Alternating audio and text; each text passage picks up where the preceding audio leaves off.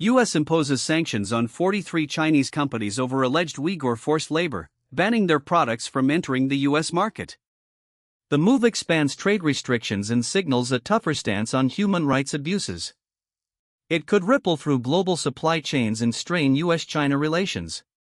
The sanctions target firms accused of using forced labor in Xinjiang, a claim the U.S. government says is credible. The list includes manufacturers and exporters across various sectors. The sanctions mean the U.S. will bar imports from the 43 companies, preventing their goods from entering American markets.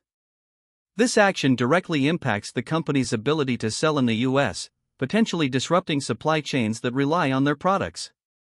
The ban is part of a broader strategy to pressure China over alleged forced labor practices.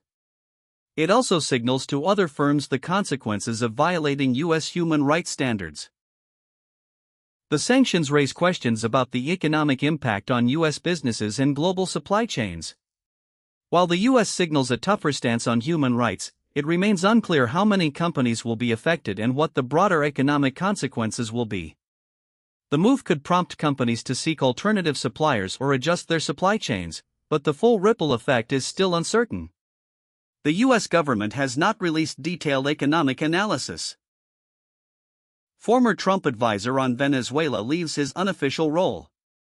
He had been a key voice in shaping U.S. policy toward Caracas. No details on his next steps or impact on U.S. foreign policy. He had been a key voice in shaping U.S. policy toward Caracas. His departure signals a potential shift in how the U.S. engages with Venezuela. The extent of this shift remains unclear.